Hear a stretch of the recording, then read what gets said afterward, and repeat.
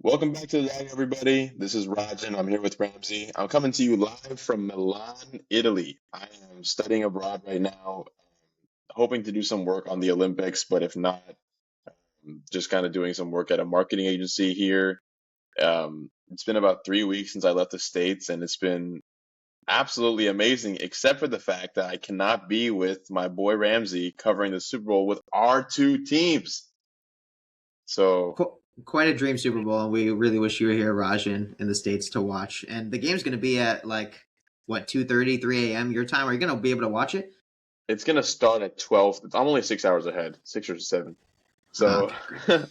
Thanks for the reminder. in case you didn't know. So, basically, our plan is to go to Venice next week for the carnival. Um, Okay. but I'm going to have my phone out while we're at whatever bar we're going to be at, and I'll be watching the game from 12:30 a.m. to 3:30 in the morning, probably 4 in the morning. Um, Okay. and I might even wear Seahawks pajamas, depending on, Nice. yeah. Okay, I mean, so I can call you to trash talk if need be. absolutely, we can talk about how Drake may just throw 6 interceptions and lose the game. He Um, may not, and we will be he may not, though. Yeah, we we'll be might have a Sam forecasting that. Darnold. Yeah. Yeah. So we're gonna just kind of talk about the Super Bowl right now, but before that, J. Cole dropping soon. Yeah, Oh, I was gonna say it's a oh, big week for the Dagger. Dylan as well, who can't be here right now. He's studying for some important exams, but he's a Texans fan, so maybe he didn't want to be involved in this conversation anyway. Maybe he's a tiny bit bitter, but I don't know. He didn't confirm that. We got J. Cole dropping on Friday. It's gonna be a great week for everybody, and the Super Bowl on Sunday. I cannot ask for a better time. No fall off imminent. Only oh, team falling off is oh. the Seahawks. I'll tell you that much. Oh, We should do like a yeah, that cabinet wasn't good. battle, like Hamilton style, Yeah, but like with like Seahawks and Patriots. I love that. If Yeah. only I was in Gainesville.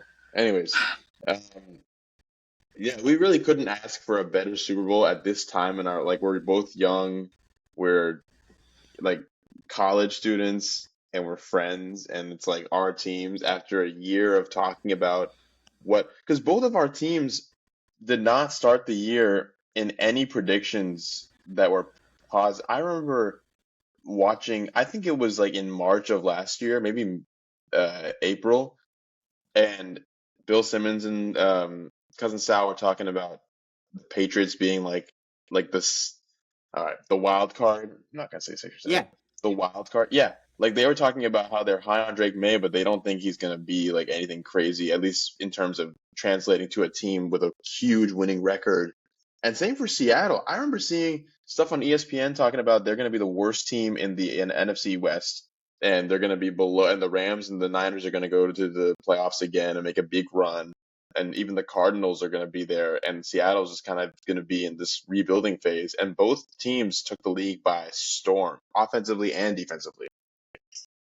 Yeah, exactly. Seattle was 60-1 to win the Super Bowl before the season. Patriots were 80-1, which meant if you bet $1, you won $80, which is very low odds. So multiplying those gives you the least likely Super Bowl matchup in the last 50 years. So this is a ridiculously like crazy underdog story from both sides.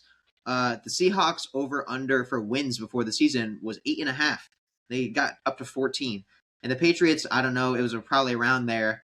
But you're right. Bill Simmons was choosing between them and the Raiders for his like sneaky wild card pick, and he ended up picking the Raiders, who now have the first overall pick in the draft. So a lot of teams went a lot of different directions, and here we are, two incredible stories and an extra level of an incredible story because of the rematch from 2015, which Rajan does Right. not like love when I bring it up. Intercepted at the goal line, but it was an amazing moment for kids our age nonetheless. So I don't know. Maybe we'll be in for Yeah. another one.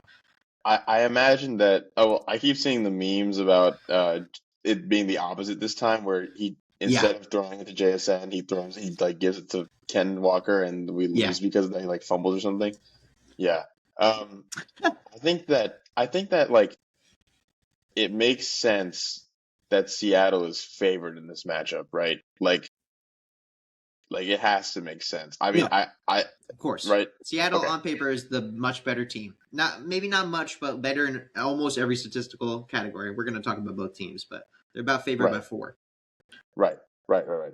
I also remember seeing and also thinking that whoever wins the NFC Championship game will win the entire thing, just I thought because that the too. AFC is so young. Like we got the Patriots, the Broncos, Jacksonville with a pretty youngish quarterback, Texans with a young quarterback.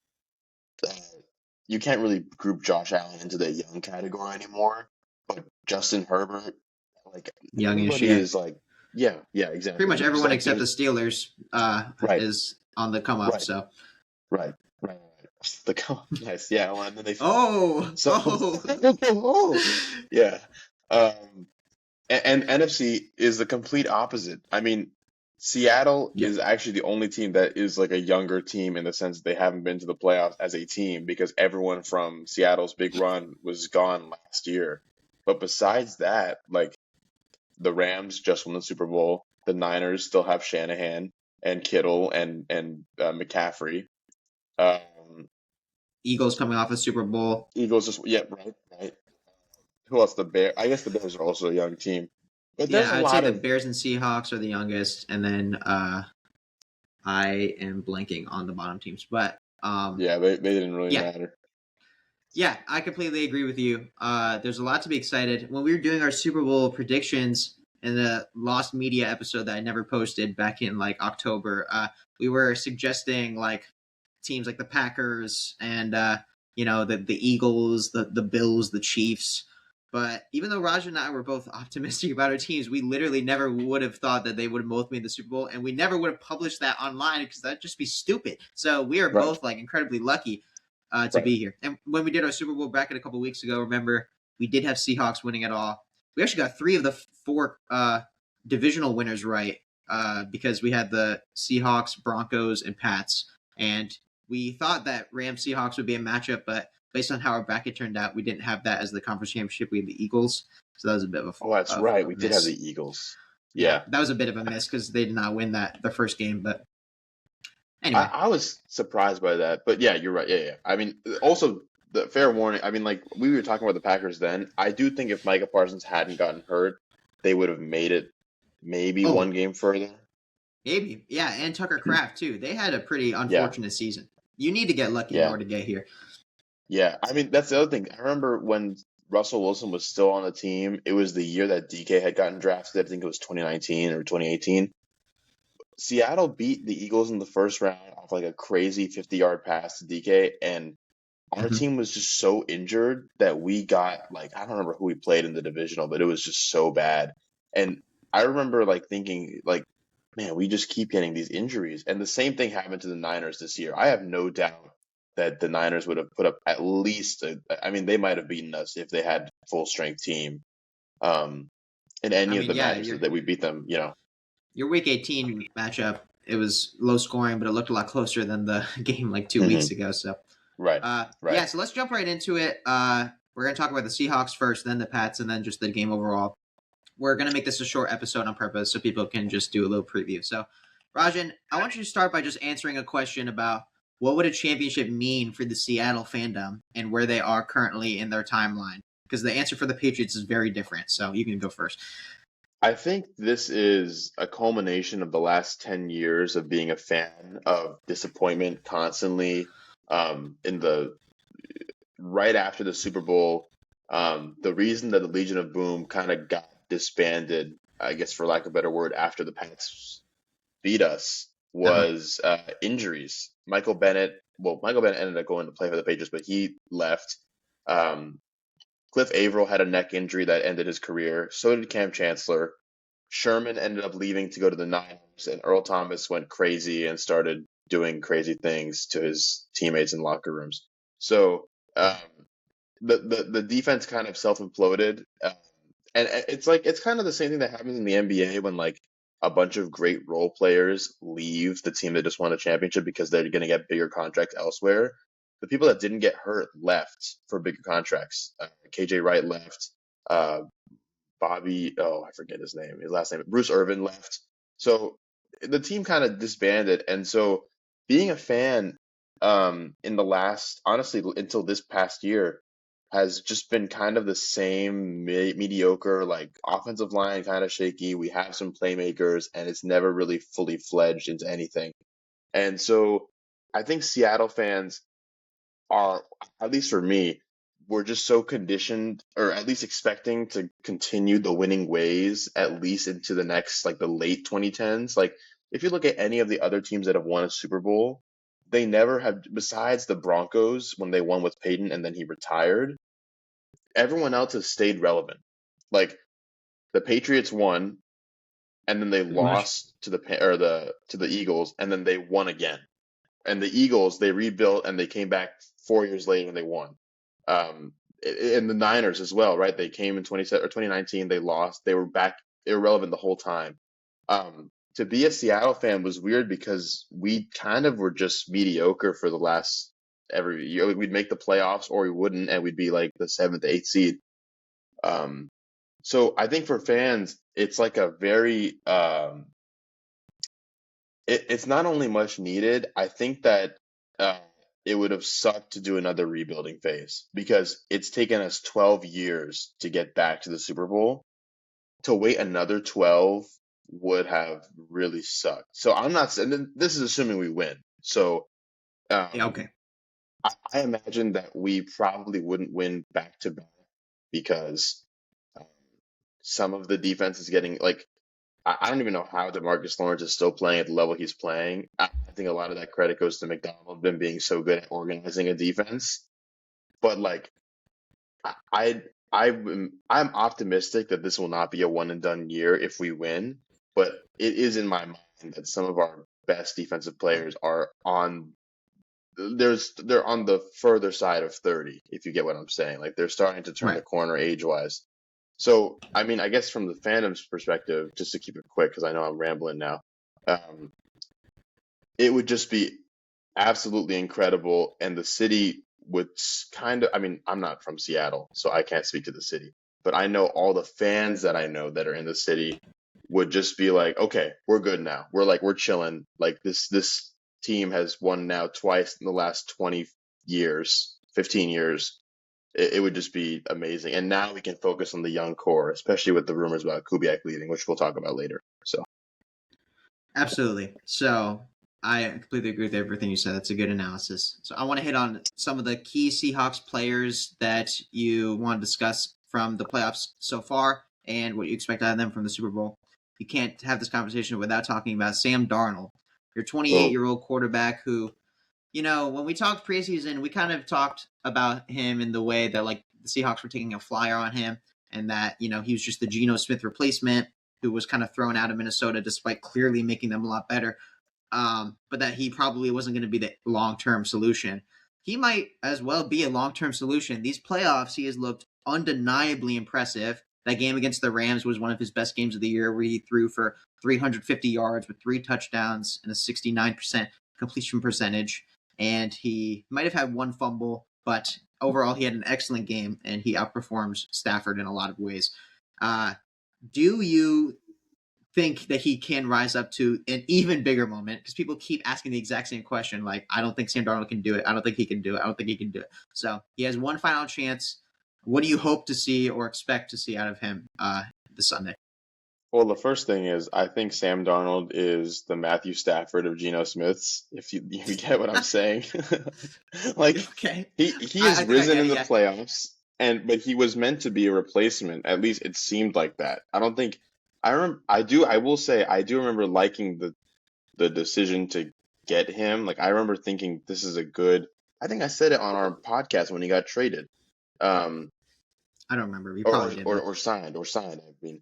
But yeah, no, I think that he, like in this whole playoffs, has been very much aided by the defense. Like the defense in oh, Seattle, the I'm dark sure. side, as they're being done. Yeah, yeah. Like they are the reason that we're here. So I expect like one thing that I was so impressed with in the Los Angeles game was how not only was he not forcing it, but when there was an opportunity to take a big shot, he didn't get scared. Like there's a balance between like being trigger happy and like memory of a goldfish to the point where like you don't recognize your own mistakes and then you just keep shooting for big things and making turnovers and costly mistakes. And then there's the quarterbacks that just do the complete, like, they only take their checkdowns. The plays are never Mhm. explosive. There's no variation in the offense. What I loved was that there were several deep strikes that he threw to Rashid Shaheed and JSN, and he was also not afraid to do the check. Like he was managing the game in all the facets of a good passing game. So I just want and expect, I think, as we've seen from the Niners and the Rams game with minimal turnovers, to just make sure that the ball is just not going into harm's way. Because Seattle has looked Yeah, in like because Seattle has forced a turnover in, I feel like, almost every single game this year. Like some kind of forced fumble or a punt that goes awry, which seems to have happened a lot. I mean, it happened against the Rams. I don't know how the guy it's muffed true. two punts. Yeah, Maybe that was there's not a some good showing secret from him. devil magic that Michael Dixon is doing from Australia. I'm not really sure. Okay. Um, but sorry, Michael Dixon, if you're listening to this. Um, I just, as long as Sam Darnold doesn't make any mistakes and lets the defense kind of do the grunt work of, forcing turnovers, creating explosive plays and energy, Seattle has no reason to lose this game. Um, and I think that he's proven in the last two big games that he can rise up. I mean, obviously the Niners was like a blowout, but the Rams was a proper playoff game. Like that's exactly what you expect out of a division rivalry in the playoffs, and he delivered the whole time. So I think Darnold can rise up and continue to prove that he is playing at an all-time level. I mean, stats wise, he's in conversations that only a few other quarterbacks are in. Um, I think so. Yeah. so You said in our fantasy football group chat, I just did a little search on June 10th, 2025. Quote, Sam Darnold getting us a chip. So there you go. no way. Now, this I was mean, in yes, I a knew that. I knew I said that. Yeah, I knew I said that. Yeah. this is just in like a heavy debate. I think you were probably a little bit emotional. Because 3 months earlier you said, quote, we paid Sam Darnold 110 million. That is too damn much. So, you know, uh Angie, what was people's that? You're breaking up. emotions I can't change. really hear you. I can't really hear you on. You can take all the credit you want. Okay, I good, agree with because the I won Darnold that pick. league.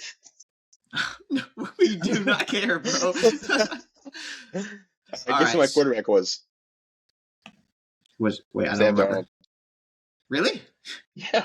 Oh, I forgot. Okay, wow. I Good for you, forgot man. about that. Yeah, thanks. Well, okay. Well, this is a good opportunity to bring up the skill guys. Yeah, go ahead. Okay. Well, I was gonna say, do you have anything that you'd like to see out of them Oh, as from the opposite perspective? What would you not want to see happen from specific players? Obviously, like you can just say like playing well is like a blanket yeah. thing, but specifically. Look, we're terrified of JSN. I think that the Patriots' entire defensive scheme is going to be organized around the best receiver in the league. And arguably, I think the best individual player in the game tomorrow will be JSN. And so that's honestly, there's so many good players on both sides. But for example, Christian Gonzalez, our star cornerback, I think he's going to spend all of his effort trying to lock up Jackson Smith and Jigba, and so I'm hoping that we can just prevent some long passes to him. Hmm. I'm expecting him to get a touchdown, but we don't really know. But I think that's actually going to open up the floor a lot for some of the other receiver options, like Cooper Kupp, who has a Super Bowl MVP under his belt. I totally expect him to get a touchdown, or I'm not no gambling expert, but whatever like his lines are, I'm sure he might exceed them because again, it's just the Patriots are going to be expelling a lot of effort specifically on JSN. And I'm also kind of terrified of Rashid Shaheed, who I love a lot. But like after seeing that return touchdown and how good he is at that, and how likely he is to go for some sort of incredible long pass, the entire receiving core for the Seahawks is so scary. And I think the Patriots secondary is pretty good, but I don't think it's as good as that unit is offensively.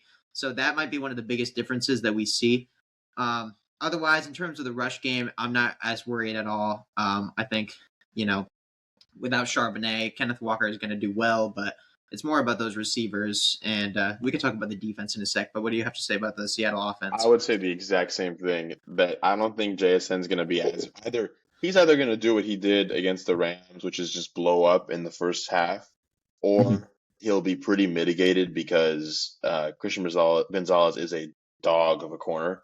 Um, Yeah, but one of the best. even like excluding Cooper Cup, I think Rashid Shaheed is going to be the difference maker for us on offense. I remember in the last podcast we did, I was talking about um, and that was like with the memory of the huge comeback against the Rams in my brain.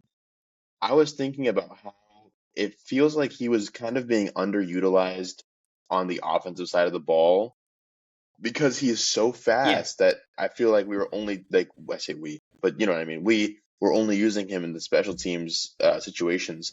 Um, in the Rams game last week, they used him on offense, and it's like spreading the floor. When you have another great shooter, then your defense has to like in basketball, your defense has to shift to be right. able to guard whoever your players are now. So I think having him on some more offensive sets, like obviously within reason because he has to do punt returns, but like I think that's going to be the difference maker. If we have route trees and combinations where he's running short check down, but like low risk, high reward routes, like crossers and screens and things that give him the opportunity to be explosive, I think that's going to do the most for us because everyone knows that Sam Darnold's first read on average is going to be the best receiver in the league. Who like you'd be stupid to not do that. But it's Of where course. we can find weaknesses in the Patriots defense in such an explosive player that has like literally delivered. I haven't seen Rashid Shaheed fail or like not deliver like once all year. Like since we got him from the Saints, he's been absolutely phenomenal. So I think that's going to be the That was an difference maker for incredible us, at least on acquisition offense. from the Seattle. Hmm. That was an incredible acquisition from the Seattle front office to have that kind of foresight of having a player like that in the playoffs.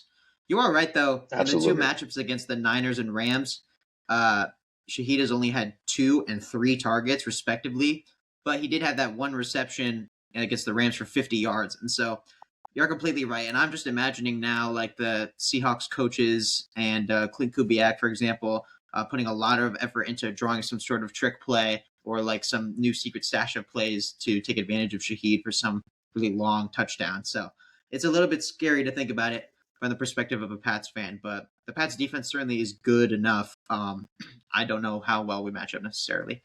So we can move on quickly to talk about the defense. You mentioned some big names, some of your older, more experienced guys. I don't have too much to talk about. Do you have anything briefly about like who you think might be the defensive MVP?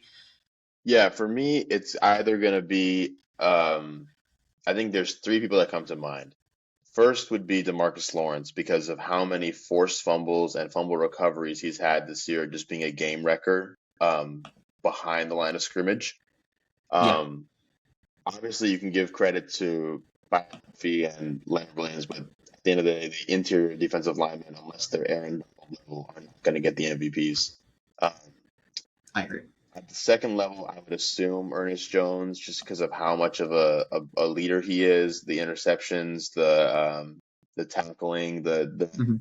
ability to be explosive, and then my guess would be Nicky Manwari. Even though he is a rookie, Really? he is the Swiss Army knife of our defense. He's like Cam Chancellor reborn into a faster body, uh, but still hits as hard. Maybe not as hard, but pretty freaking hard. Um, Okay. he's I mean, you know, I think him being able to play all over the field gives him the opportunities to be an MVP type player. So hoping to see that out of him. Okay. That's a good point. Demarcus Lawrence, Leonard Williams, and Eamon Wari all have the same odds, very distant odds to be Super Bowl MVP. Plus, 10,000. If 100 to 1 sounds like good odds to anybody, but those are all good choices. Yeah, I mean, the only other thing about Seattle, I would say, we talked about. I would say there are some storylines we can hit on very quickly, but before that, Clint Kubiak is officially been hired by the Las Vegas Raiders to be their next head coach. The Seattle OC who helped along with McDonald completely transform the team. So, do you have any reason to be concerned that he's been hired before the Super Bowl? I think history would suggest that it's not that big of a problem if someone's already accepted a job before a big game. Like, I think he can still focus. But do you have any words about Clint and just thankful for him? Just that I wish that he was staying longer because that would just be great for us next year. I mean, Yeah, he's just transformed our offense. Ryan Grubb didn't even, I mean, like we didn't even look terrible last year, but now we look incredible. So right. obviously sad to see him go. But you know, I imagine that the culture in that locker room is just so positive and so with such a strong brotherhood that they're more happy for him and want to give him one last hurrah in Seattle than being spiteful, you know. So I'm hoping that he does well in Las Vegas. And I'm hoping that we hire someone within Seattle to be the replacement. I don't think that changing the Okay. system right now would be good. So Okay. All right. So then between these three storylines for Seattle, what is the one that you're most excited about if they were to win the Super Bowl? Would you be most excited about Sam Darnold having one of the best career recoveries that we've ever seen from a quarterback who was declared a bust for so many years? Would you be excited about the Seahawks transformation to becoming a Super Bowl contender or winner? Or would you be most excited about getting revenge from 2015 against the Pats? I think that number one has to be Darnold because going from such a anticipated draft pick in 2017 um, to being a bust on so many different teams, going to the Super Bowl, I believe, with the Niners as a backup, if I'm not He was a mistaken. backup for Purdy, yeah. Yeah. And then an insane year in Minnesota just to be a choker in the playoffs and then come to Seattle, new system, brand new head coach here, new offensive coordinator. Like it literally could not have worked out in a more heroic way in such a weird situation. I think that has to be number one. Obviously, McDonald's revolution will be analyze and go down as one of the best ever, but he'll also be here next year. I Yeah. think that I think the number one or number two would be the revenge against the Patriots because how like amazing would it be is if they ran on the goal line and that's how we win the Super Bowl. That would be so As so so so great. as an impartial fan, that would be incredible. As a Yeah, partial as a fan, I Patriots will not fan, like it. yeah, yeah, that would Yeah, no. friggin' suck. Um, Okay, so let's shift gears and talk about the Pats. I'll ask you the same question that you asked me. What would a championship mean for New England as a community and for someone that's lived there and Yeah. as a fan of the team? So, I am a lifelong Patriots fan. My shirt's been hiding here. I was born in 2005, and the Patriots were good from the moment I was born. I didn't really care about football until I cared about basketball first. I didn't care about football too much until like the mid late 2010s.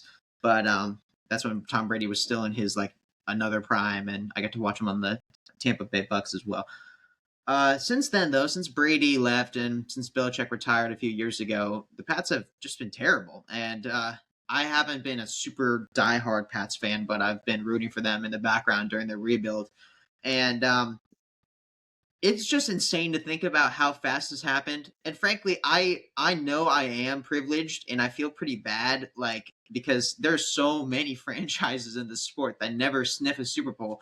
And we have friends who are like Bears fans and Lions fans who have been trying to compete for so long and just never are able to make the Super Bowl. And then you have a team like us, draft Drake Maye.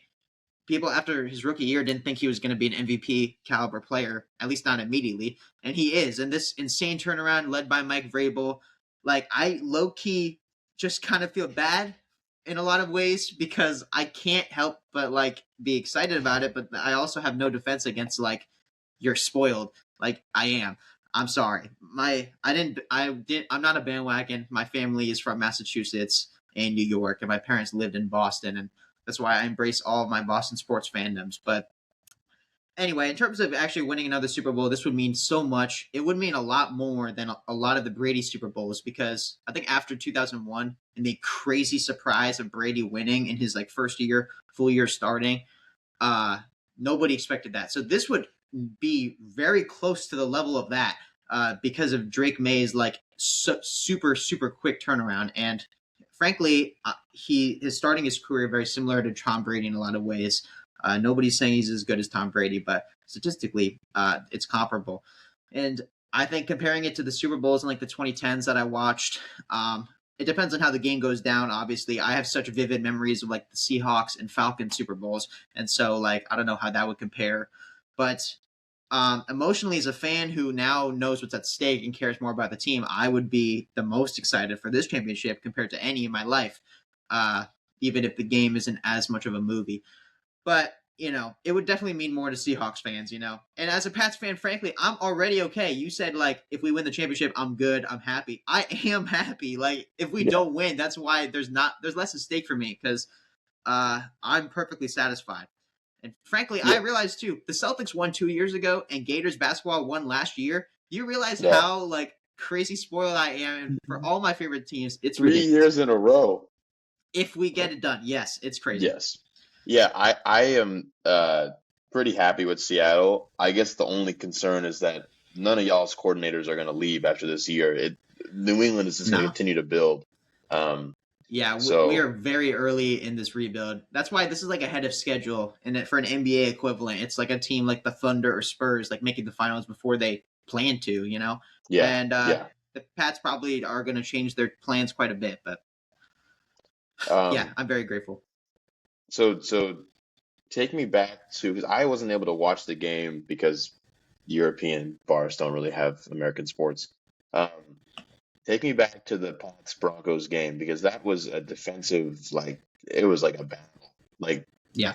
I mean that was like reminiscent almost of the Pats Broncos AFC Championship 10 years ago. I see what you mean. Yeah, it was a very strange game in a lot of ways. It felt like not real in certain aspects. I wasn't able to super focus on the first half, but I when I watched the entire second, um, it it was just strange because it was such a defensive masterclass, but it was also kind of an offensive like disaster class because of the snow, which made the game very fun to watch. But there were so many three and outs and fumbles, especially the game changing fumble from Stidham in Broncos territory that gave the Pats their only touchdown. There were some questionable coaching decisions. Sean Payton did not go for a field goal when he knew that, or hypothetically should have known that a snowstorm was coming and that his backup quarterback wasn't going to continue to do this well. And frankly, if the Broncos kicked that and went up 10-0, the Pats may have never caught up to them. And if Bo Nix was playing, I think the Patriots probably would have lost. Like I'm happy saying that. I'm okay with it. But it's people talk about how lucky the Patriots were in this easy schedule, and then they disregard the fact that the Broncos defense is still one of the best in the NFL, and Drake Maye had to overcome that. And again, Drake Maye didn't have a stellar game. I'm not gonna sit here and lie to you that like he had some incredible MVP performance. He didn't. He had less than 100 yards, fewer than 100 yards, and but guess what? He didn't throw any picks. He didn't have any fumbles, and I think sometimes if we give players flack for like making these huge mistakes, like Stidham did, then you also have to give them credit for not making a mistake, even if they didn't have a super stellar offensive performance. Like Drake Maye was just a quality game manager in the game, and he didn't lose them the game. They won 10-7. They even missed field goals and had problems throughout the game. But Drake Maye was not the reason that uh, he may not have been the reason that they won, but he wasn't the reason that they lost. And people have Mhm. been trying to invalidate him now for months. Once the MVP conversation started, and now throughout these playoffs. But the game gave me hope. At the same time, it made me concerned for how the Pats are going to deal with the Seahawks in better conditions, and the Seahawks are better than the Broncos, all considering everything else. So it was a fun But game, but though. It was weird. you got to give credit. I mean, like you already just did, but like to anyone else that's like dismissing Drake May, you got to understand, like you're 20, like in your early 20s, it's your Mhm. second year in the league. First playoff You experience. first playoff experience. You're going on the road to a stadium that is known for having oxygen problems of all things. Yeah, I know. I thought that Um, was going to be a bigger problem before the snow came, but yeah. yeah, and the snow as well, and there's no turnovers by the quarterback. Like that's actually like that stat of there being no turnovers by Drake May is honestly like one of the most impressive stats in the whole game, if not the because like every single time I see a snow game, it's turnover galore, and to play a clean game where you don't give the ball up means that you've done your job as a quarterback in those conditions. No one should be expecting Drake May to be making the plays that we know he can make in good conditions, just like we know any great That's what I'm quarterback can saying. make those plays. The standard's Yeah. always changing. And, The and goalpost sure, is we can. always moved. Yeah. Yep. Yeah. And even if Jarrett Stidham may have been the reason that they didn't win, if Drake May or if Bo Nix was there, maybe they win. We can't go off of maybes when we're covering sports. Like there are so I know. many maybes. Like what if the Seattle Seahawks ran the ball? Would Michael Irvin or Michael Bennett not got left? Would Cam Chancellor not have gotten hurt? That you can't. I mean, it's nice to fantasize and think about what could have been, but it doesn't matter because the team on the schedule is Seattle versus Patriots. At the end of the day, Yeah. you got to give credit where credit's due. This kid took a team with not many receiving options all the way to the Super Bowl and beat the one seed in their home stadium in an AFC Championship game against a coach that has so much experience. I mean, yeah, you got to give credit to Drake May. Thank you. People try to strip away, but this game is not a game of ifs. And you're right. There's so many alternate universes in every sport about all these little decisions. And the Seahawks and Pats wouldn't have been here if not for a crazy amount of luck and unluck, or lack of luck, I guess, from like all these other teams. But that's just how the game works. So using that as an excuse is meaningless. And I do Hmm. want to quickly defend Drake May. I have some bullet points here to try to help me. Um, some stats, by the way, to give him credit. Drake Maye has had the highest completion percentage and most touchdowns under pressure, and he's actually faced the most pressure in the NFL besides Justin Herbert, who has a terrible offensive line. So, yeah, the Patriots do not have a great offensive line, and they actually need them to step up quite a bit against the powerful Seahawks defenders. So, as well, or in addition to that, Drake Maye, I would say one thing that people have been saying all year is that the Pats have had an easy schedule. In fact, instead of calling him Drake May, others have called him Drake the Schedule May, which is funny, yeah. But what's not funny is that the Patriots went 4-13 2 years in a row. We drafted Drake May 2 years ago, and then we drafted Will Campbell like third or fourth overall, and here we are in the Super Bowl. You get rewarded for being bad with an easy schedule. That's how the game works. It makes it fair, okay? So you can't use it to invalidate them because they had a quick turnaround. That's literally how it's supposed to work. And They expect the Patriots to go against the Eagles, the Niners, the Rams, the I the know, like, Ravens. sure, we went 14-3, but before the season, no one thought we would even get 10 wins. Like, it's impressive that we were able to do it. It's not that we had an easy schedule, and obviously we had an easy schedule. And here's another thing, yeah. The Patriots defense is good, right? It's a top 10 defense. It's an excellent in all regards. Not as good as the Seahawks, but people have been It's right now trying there. to It is right there. yeah, I would say the same thing. Now people have been trying to invalidate Drake May and the Pats because their defense is good. And throughout the playoffs, maybe like he's getting carried by his defense. You want to know something? If you look at every What do I want to know? quarterback who has had thank you. So you might have seen this on Instagram. If you look at every quarterback who has more than one ring, and you look at how many of those rings did they also have a top 10 scoring defense with them. There's a total of like 15 players on that list that make up 37 Super Bowls. Only 5 of those Super Bowls did not come with a top 10 defense. That's just how the game works. Winning in football is not something that's only dependent on the quarterback. And anybody who acts like it is doesn't understand fundamentally how the game works at all. Because in order to win in the biggest moments, you need to have a good supporting cast. And you're only literally playing half the game. Like, you can't do anything about it when like your defense is on the field and it's not like you're playing linebacker. Nobody's Travis Hunter out here. So, I'm just out of the 5 people who didn't have a top 10 defense, by the way, 2 of them were Eli Manning. I got to give credit where credit is due. I don't like that guy, but like that is kind of insane. So, look, yeah, sometimes you have to win games by not losing them. If you have to be a game manager, you have to be a game manager. You just hit on that. By And the the way, Broncos, to that point, sorry about to interrupt about the QB thing, like and the yeah, defenses.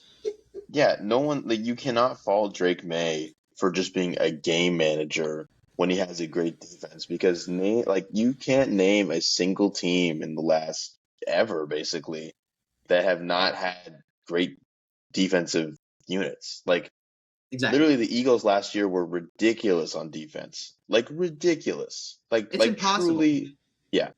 The Yeah. game is there's two sides to the coin, right? And you can't be good on both sides. You think Russell Wilson, who had by all accounts won that game against the Patriots, like how does he feel when he watches Malcolm Butler catch that ball and knowing he can't do anything about it? Like Drake Maye is not on the field for the entire game. And another thing too, quickly, people want to come out here and say that the Patriots playoff schedule has also been ridiculously easy on top of their regular season schedule. First of all, as I said, the regular season schedule obviously was going to be easy. But secondly, you know that in the 3 games they played against the Chargers, Texans, and Broncos, that those are 3 of the top 5 defenses, making Drake Maye the only quarterback ever to beat 3 top 5 defenses. And again, I know what you're going to say, like that's simplifying it to one side of the equation, right? Like, yes, the Patriots did have a really good defense that helped Drake Maye, and there were other conditions. Like he played Jarrett Stidham, C.J. Stroud looked like an absolute bum. By the way, that should not be used to invalidate Drake Maye. That should be used to invalidate C.J. Stroud or Justin Herbert. Yeah, they have a terrible offensive line. Yeah, that's true. Guess what? That's the point I'm trying to make. There's so many elements to winning a game. Drake Maye is not even close to the only person responsible. So I don't even want to sit here and say that Drake Maye is the person who beat 3 top 5 defenses because he didn't. The Patriots offense did. There's so many. This game is so complicated. Like we're nowhere close to experts in football, but like you would have to be kidding yourself if you keep coming after Drake Maye or Drake the schedule Maye because he's played easy opponents. Get a life. By the way, like Jesus Christ, dude. It actually makes me mad. And now, if we beat the Seahawks, people are going to start using Sam Darnold playoff choker as an excuse. Like, please understand that the Seahawks were Super Bowl favorites. This has been very emotional time for me, and so I wrote a lot of stuff down. Dude, do you have any thoughts about the Pats? Well, how much harder could their playoff schedule have gotten? I don't know. That they had a gauntlet. The Chargers looked like guess what? We played the worst playoff team, the Chargers, because we were the 2 seed. Do you guys understand how the bracket works? 2 plays 7. That's how it works. What is so hard to understand? You know what? What if I said the Seahawks had an easy schedule because they only had to play 2 games? It's because they were the 1 seed. Are you so stupid to not understand that? Oh my god. It's so okay, I'm not gonna say anything that bad. No, keep going. This is really good. This is really good. This is really good. I'm very excited for the Pats. Do you have anything else to say about Drake Maye? I don't have too much more to say about the Pats. I'm excited for the storyline of just the comeback. That would be where it is. Is like, do you see Drake Maye going on a Brady-like tear with the Patriots with maybe some more offensive weapons after this year's draft, no matter what happens? Look, legally, I'm kind of not allowed to say yes because saying anybody is about to go on a Brady-like run, it just makes no sense because nobody has except Tom Brady. And the only thing they have in common is it being the Patriots. We obviously have a great front office, and now we have a legendary coach who, like Mike Vrabel, is going to be here for a long time. So that quarterback-coach connection, like that Belichick and Brady had, has been replicated very few times in NFL history. So if we're lucky enough to get it to happen again, even if we lose and we continue to be contenders, I think we will be. I would be very excited, but I'm not going to sit here and act like I have that expectations for Drake Maye because I don't. I'm trying to be realistic. So, yeah. Do you have anything to say about Mike Vrabel and his impact? I mean, obviously he's been great, but anything that you've noticed? I think that he's such an incredibly positive locker room presence. I think that the Pats in recent years, I don't have to say any names, but they've had some historically awful coaches. And even at the end of Belichick's time here, there was just no hope. And meanwhile, we get Vrabel, a former Patriot who has won a Super Bowl. By the way, he would be the first coach ever to do that, like win a Super Bowl with the team and as head coach, the same team. To come in with the Pats championship DNA and be super fired up and like emotional. And he's just so loud, and he gets these guys so excited. If you've watched any of the locker room videos and seen the way that the Pats players talk about him, like thanking him for like changing their life, it's just beautiful, and it shows how much a coach can matter in a sport like this. Obviously, everyone knows that, and so that's why hiring head coaches, which happens right about now, is such an important time of the year. But I'm so eternally thankful that we got Mike Vrabel after a bunch of teams passed on him last year, and I cannot wait for the future of what's to come. But that's pretty much it for the Pats. I think we can skip that last thing here and just quickly hit on the Super Bowl MVP before we get to our final Yeah, I'm picks. betting on Marcus Jones. I don't know about you. Yeah, I'm not betting on anything, but if I were to bet, I think you just have to pick a quarterback. Obviously, I can sit here and say, like, Rashid Shaheed would be a great pick because if he has, like, 2 long touchdowns, then that might win them the game. Or, as you said, some defensive player like Iman Wari, like, that'd be crazy, but I think this favorite of Sam Darnold is probably the way to go. If the Seahawks win, I think that he probably is the one who will win them the game. But I don't know. Do you have another hot take? Just that I'm going to make sure I'm going to check if FanDuel is legal here in Italy. You may be seeing some Good luck with on, good luck with that, dude. we're using the Dagger's credit card and email. We have an Amex What? blank. So, yeah. Hope my name's not on that. Yeah, Yeah. it is. It's actually Ramsey Rajan. That's the name of it. Okay, let's talk about the score and the game predictions. And I think that we should be aligned in how we're thinking about this, but we need to separate fan opinion versus actual opinion. Like, this is hard for me, Rajan. I obviously, in my heart, I think that the Seahawks are better. And so I can sit here and give you my official prediction, which is that the Seahawks will win. But I know you're going to do that. So screw it. This is the Seahawks Pats Super Bowl. And I'm not going to sit here and act like I'm not biased. I'm going to pick the Pats to win. And then one of us will be right no matter what. So it's fine. I have to do this, okay? I have no other choice. I'm sorry. I'm sorry. So I'm a little bit sad Thank you. because I don't want to jinx them, but I can give you my Seahawks prediction, but I'm not gonna. How about you go first? Tell me why you think the Seahawks will win and what you think the score will be. Dude. You don't think it'll be close? Okay, everybody's been saying it's gonna be a blowout. What do you think it's gonna be? Not like 43-8 Broncos blowout, but I do think it's gonna be like 30-17. Like, I don't think it's going to be – I think it's going to be more than one score. I think Seattle's going to – either that or it will be a close game and it might be a goal line interception again. Like, I can't – if Al Michaels is the one doing the casting for it and he says – and it's intercepted at the goal line again, oh, my God, I would lose. I would actually, like – I can't even – I don't even know what I would do. I don't even know what I would do. I don't think it'll happen. We're gonna get for NBC. So we're gonna get Mike Tirico and Chris Collinsworth. So it should be a good broadcasting duo. Oh, great! Mahomes comparisons the whole time. Awesome. I see a little bit of Mahomes and Darnold there. When he messes up, it's Drake Maye and Darnold. That was a heck of a play by Drake Maye right there to throw the ball right to Ernest Jones. You think they know? Do you think they know Drake Maye? I mean Drake Maye. You think they know what that is? I think they might. It's been really popular, so I would bet he might make a reference. Yeah. Okay. Let me be more serious about this. I think 30-20 is more realistic, or maybe like 27-17. Like I think like a touchdown and a field goal difference, maybe. Okay. When I was thinking about it earlier, I was thinking Seahawks 24, Pats 13. That's what I came up with. But okay, so we're basically the same. Some people think it would be pretty low scoring. I agree with that. I think overall the defenses are the better units here. Agree. But it's not like it's going to be like a boring like 10-3. It's the weather is good. Like conditions will be fun. Anyway, screw all that. I'm picking the Patriots, and I think let's see. We won 28-24. In 2015, can I just say that? Well, let's keep it realistic, fam. Okay. There's no way that I'm not gonna let you right. There's no way either team is scoring like 28 points, and I don't think that's gonna happen unless it's like a blowout. But It don't see might, that yeah. happening. If it's it won't be a shootout like a Seahawks Rams type game. It would be Mm-mm. either the Seahawks win by like 20, 30, and then they get up to like 30, 40 points, or the Patriots win.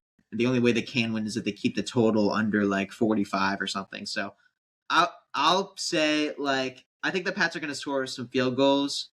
So say they get like 3 field goals, then I'll say they win like um 16-14, something like that. Mm. Yeah. I don't know if that's I was gonna realistic. guess Probably if not. the Pats win, I would guess 23-20 or like 2017 or something like that. Something very, very, very 2017. close. Yeah. Yeah. That's a good pick too.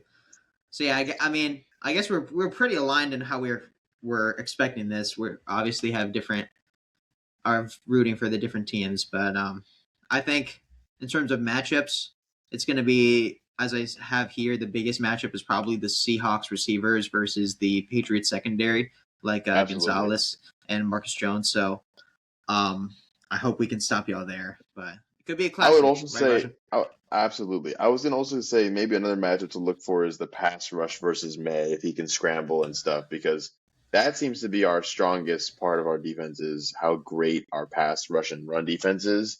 Yeah, I was watching some film earlier and basically Mike McDonald plays a ton of man, and even when the routes do break open, the pressure has already gotten to the quarterbacks that are trying their best to stay in the pocket or escape the pocket and make a play.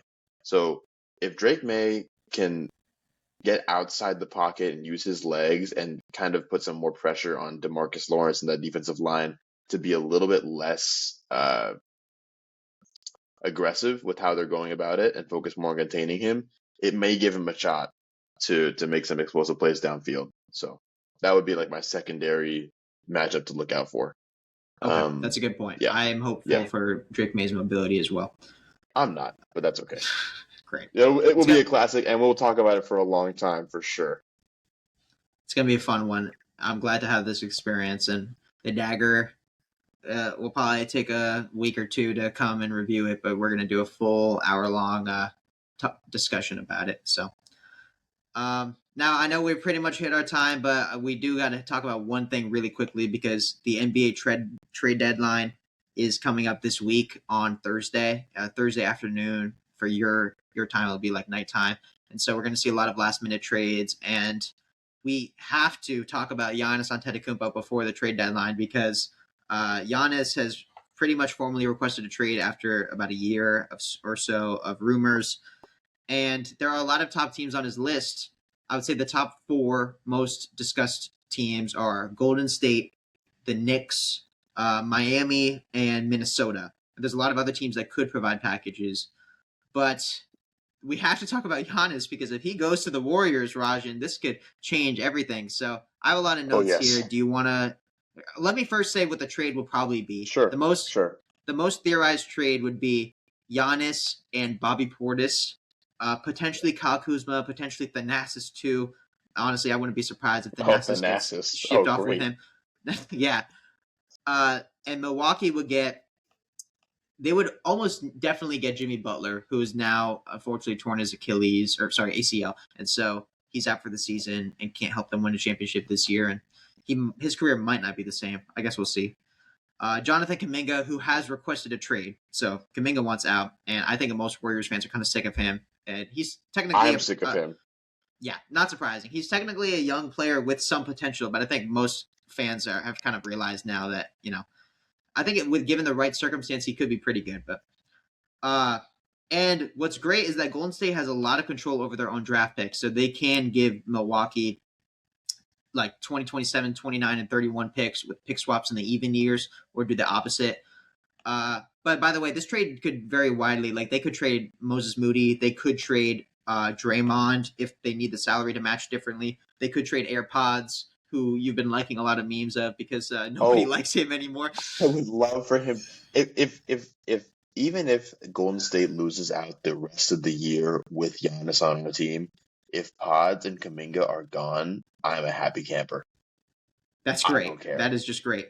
Yeah. So I have notes on what I think about it. How would you feel emotionally, and how do you think this actually might help the Warriors if it I would? think in theory it will work because Obviously, Giannis is an incredible player. He's an incredible defender, and we don't have the same level of Draymond Iguodala dominance that we had when Golden State went on the run and had True. incredible defense with KD. Um, this kind of gives us some of that back, and it keeps. I would not want to trade Draymond if I was the Warriors front office. And I know Draymond said in an interview that he doesn't think he was going to be traded. Yeah, I agree. I Um, don't. I think he's almost untouchable, but they already moved on from Clay, so last resort they could. that's really good. I think that it does not necessarily. I think it doesn't. It may not work, but I don't think it's a bad idea to go for it because Golden State has it's a ticking time clock that that's Yeah, like redundant. But you know what I mean? They're gonna have to eventually rebuild when Curry retires. When Curry retires, that franchise is gonna undergo a long process of being mid again. And so yeah. why not go all in now and have a shot at competing for something? Um, and maybe that means you bring more assets around Giannis and prolong the rebuild process, the start of the rebuild process, um, rather than just calling it quits now and kind of just letting Curry coast to his eventual retirement. I think that it's better to be aggressive. And just last thing on this for me, at least, we just seen in the NFL two teams that went incredibly aggressive and pursued new head coaches and new quarterbacks and new pieces and new everything and just went all in. And they are the two teams that are going to be competing for a Super Bowl. Clearly, aggressive, within reason, general management works. And so, by just being content with being mediocre and hoping that the Warriors project works out, I don't think it's worth anything. I agree. I think if you look at this from the perspective of the Warriors front office, I think they kind of owe it to Steph to go all in or like give him another chance again because he has done literally everything. He has been the perfect franchise player and most loyal player of the last like 15 years or so since they started contending about a decade ago. And even with his 4 titles, if the Warriors just give up, then he would kind of follow the same trajectory that Kobe and Dirk did in the last like 5 years of their career, where after they had won championships in the early 2010s, then they just played for a few more years until they just retired because the team sucked. And the Warriors may very well be headed down that path. They're doing okay right now in the standings, and they have had some great games and have had some awful games. And I think that the Jimmy Butler move was kind of what their last effort to help Steph and Draymond win another. But with him gone and this Giannis scenario presenting itself, it frankly might be the best opportunity they get. Um, Otherwise, they Steph might just retire, and Steph's never leaving Golden State. I don't think there's any circumstance where he does a Michael Jordan and tries another final team. I just don't think he will. So, Yeah. uh, it's difficult though because I think kind of objectively, like going really top heavy, even if Curry and Giannis would be the best duo in the league because they would be like 2 top 8 players, like that's ridiculous, amazing fit. Recent history has shown that investing in a really top heavy team clearly doesn't really work. Like Dame and Giannis, which is very similar to Curry and Giannis, even though Curry is much better than Dame at this age, And less didn't work. ball dominant in terms of holding the ball and ball like time like that. He is, yeah. Although, Curry is better, way better off ball. You're right.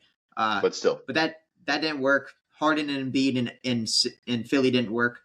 The Nets trio almost worked, frankly. So I'll give them some credit, but due to injuries, it didn't. The Lakers post bubble when they invested in their really old teams and Russell Westbrook and everything, that didn't work.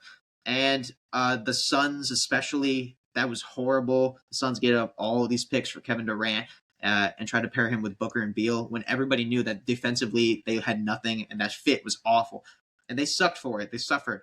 And I am kind of afraid because I think that even though hypothetically this would give the Warriors a very dominant front court, it could extend their window. I just think that you get rid of a lot of your depth, which we've seen recently, like the championship contenders having insane depth. Think about like the Thunder and Pacers. They were playing like 11, 12 players in the finals each. And you lose your financial flexibility because you have your top players on huge contracts instead of like rookie scale contracts. Again, Yeah. recent history has shown that like players like SGA, Chet, and J-Dub are who you need to be able to win.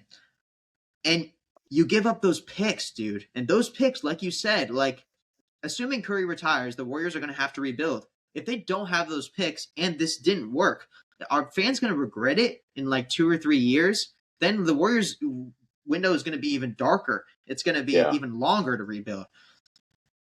It's a valid concern because we're moving towards a league where having one superstar that is completely the guy on the team seems to be more of what's successful. I mean, none of those pairings Yeah. of superstars worked. And honestly, they never really worked in the first place. Like, I don't know where the notion of these like two-pronged attack thing came from, but like when the Warriors were winning with Steph, they had Steph and then they had supporting cast.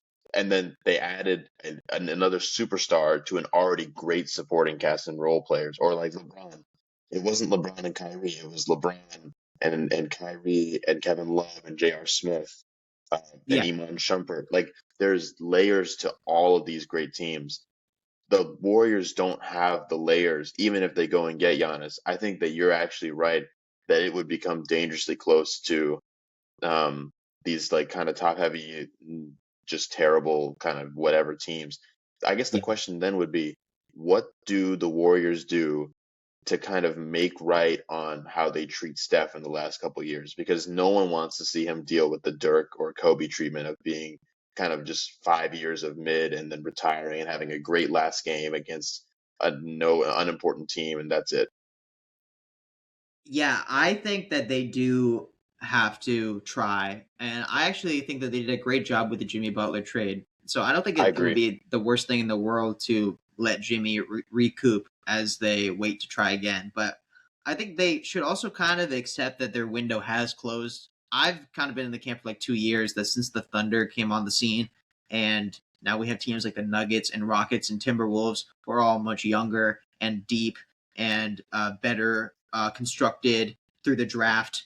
As I have written here, like the championship teams from the last 3 years all have core players who were drafted by the team and who are on like manageable contracts. And then you acquire role players like the Celtics acquiring Drew Holiday and Kristaps Porzingis and Derek White by having the Jays as their core, or the Thunder who traded for SGA when he was really young, so that doesn't really count. But they drafted the rest of their entire core and traded for like Caruso. Like that's the championship recipe. So having a Hmm. guy like Curry, who's already in his late 30s, and then pairing him with a guy in his early 30s, who, by the way, has a calf strain right now and is shown some more injury proneness this season, it can be dangerous. And but I don't blame them for 1 second because if they did this, then it would hypothetically give Curry another chance. Even though I wouldn't take this Warriors team to win in the playoffs against those teams I just mentioned, Hmm. um, but just for the Yeah. sake of like being respectful to this guy who completely changed how this franchise ran and how valuable it is. Um, and honestly, for selling tickets, trading for Giannis would work pretty damn well. So I don't know. Yeah. I think what they, as I said, I think what they did with Jimmy was good. I think the only other alternative is maybe trading Steph. And if you're not going to do that, then why not push all the chips in? Yeah. I guess the step thing is an option. I mean, I don't know what would prompt that. I don't know how that conversation would go for Steph to leave the Bay. But Yeah, if he were to leave, he would make another team a contender, and then the Warriors would get some more picks, and maybe we could see another Thunder project where we have lots of picks on a young team. I was gonna ask, where else do you see like real quick, potential landing spots for Giannis? I saw some stuff about Portland this morning, um, yeah. and it I just don't know. Yeah, so I have a lot of other places. I'm only going to talk about it for like a minute. We're not going to go into crazy detail. The top other like rumor destinations are New York, Miami, and Minnesota. I think the problem with New York and Minnesota, who are both great and championship contenders, is that they don't have enough first round picks. And Giannis, literally, like the Luka trade last year completely screwed with everybody's perspectives of value because Hmm. Giannis is worth 5 first round picks and like two excellent young players. And so with the Timberwolves and Knicks having given up most of their first round picks for the foreseeable future, Like, I just don't think they have a good enough package, and I don't think that the Bucks want somebody like Julius Randle or Karl Anthony Towns, because they want to rebuild and they want to be bad immediately. So the Blazers is interesting because the Blazers might be used as a third team in a trade with, say, the Knicks, for example, because the Blazers can give valuable first round picks. They have all of the Bucks picks from the Damian Lillard trade. Remember we talked Right. about in the waving and stretching episode how like Dame's going back to Oh, how could I Portland. forget? Dame's going back to Portland, but the Bucks got none of their picks back, and so all of their picks are back in Portland, and Dame's already also back in Portland, so they completely lost everything. That is the appeal of the Portland trade, is that they get their picks back, and it's like which their own stuff. helps so much with rebuilding. Like, that element is completely removed, and so Portland themselves, I don't think Giannis really wants to go to Portland, even though I actually like the Blazers, and I think like the core of Denny Avdia and Kamara and whatever else they have up cooking there, Klingon, like Giannis would fit pretty well. But going to a West, first of all, going to the West is difficult as it is with how stacked it is. But going to like a mid-tier West team would just make it so much harder for Giannis. And if he wants to start winning, the Blazers would just act as a team to help like give picks in some sort of circumstance, like in this Knicks trade I have here, where the Blazers get Cat and the Knicks get Giannis, and then the Bucks get younger players and all the Blazers picks in a way that like bounces out. That could work. And the other teams, I think, as I said, Minnesota, I don't think they have the picks. Miami, I think, has some interesting young players like Tyler Hero and Kel'el Ware, but I don't think their picks are as appealing either. And I don't think the Heat are the type of team to make a trade like this. And then there's other teams out there that, could make good packages like the Spurs and the Thunder, but they're way too good to mess with Giannis like this, or the Pistons for that matter. Or could you imagine if Giannis went to like the Thunder? Like I cannot that would not imagine make that. sense. But that would ruin the league. It would, and they're too good, and they know that it's not worth investing into a player that expensive when your team is this good and this young. Yep. And then there's other teams like the Magic and the Sixers and the Blazers are in that group that maybe could send an offer, but I just don't think they have the picks or the packages that are good enough. And all this is to say, I think it's quite likely Giannis doesn't get traded in the next 4 days, because if you wait until the summer, then all of these like half contender teams can wait to see how they do in the playoffs and then adjust their trade packages or who they think is valuable based on that. And also waiting until the summer gives you access to another year of first and second round picks, which can help teams. Like, for example, the Thunder, after watching Josh Giddey play terribly in the playoffs, knew that he was gone, and so they traded him that offseason for Caruso. And we could see some similar decisions being made. What if the Magic say, you know what, Paulo, you are a crazy playoff riser, even though you've been on and off all season, but Franz, you played terribly in the playoffs. We're going to now send a Giannis package around Franz Wagner. Who knows? That could be appealing. I don't think that would work, by the way, but sorry, I just answered your question with a lot of details, but do you have any teams I just said that you liked or anything else? Obviously Orlando, in the sense that we're Magic fans, but it would not work. I don't think it's fit for anything. Like we can't trade any guards away, because the whole point of getting the guards that we got was because we don't have any great guards.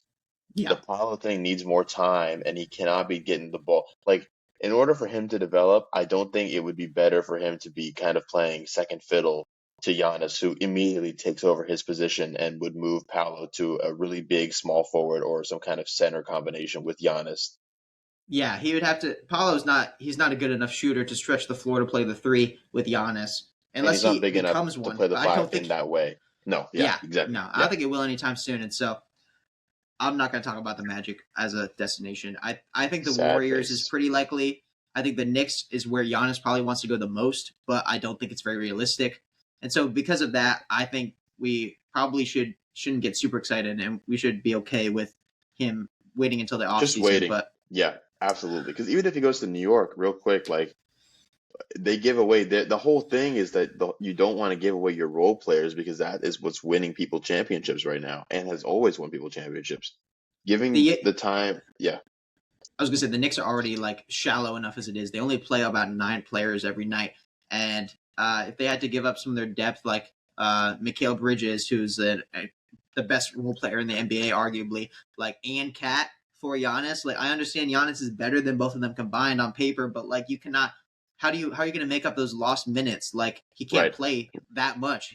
Right. He can't play 96 minutes. He can only play Sure. 48. Right. Yeah, exactly. So, Really? it's gonna No be way. tough. One player can play less minutes than two? Oh my goodness. Oh, yeah. Elite basketball knowledge here from Rajan. But that's gonna be it. We talked about Giannis. We talked about the Super Bowl. We kept it decently short. This is one of our shorter episodes, so be like an This hour is and 5 good for minutes. our standards for sure. Yeah, we Just were like aiming that. for like 40 minutes, but here we are still. We love doing this so much. So Yeah, we just Rajan, I'm can't stop excited for the talking. Super Bowl. Yeah, bro. I'm excited to call you after Seattle wins, or after the Patriots win, because either way, it'll be a great time for both of us.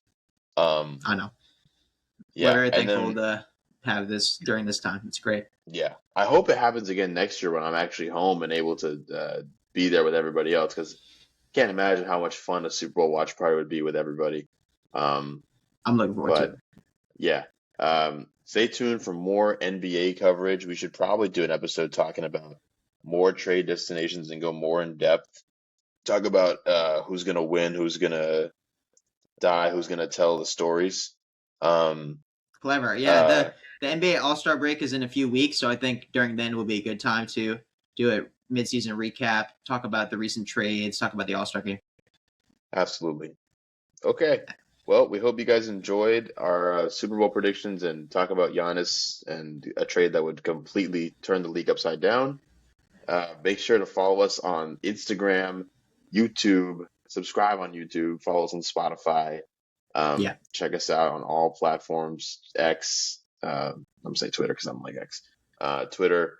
Um, uh, make sure you guys leave a little comment. Tell us who you guys think is going to win the Super Bowl, and I will personally pay everybody €10 if you guys pick Seattle. I don't think he has that money. Fandom Rajan over here. Yeah. Thank you, everybody. Have a good night or day. Why do I always do that? Happy Super Bowl week. I'll say that. It's nice. Yeah, there you go. And I was gonna make a Yep. joke about the fall off, but I don't have anything. But It's look okay. forward to that The too. only Yeah. thing falling off is the Los Angeles Rams. All right, By we my can agree Matthew on that. Stafford. Yep. All right, bye everyone. Bye, everyone.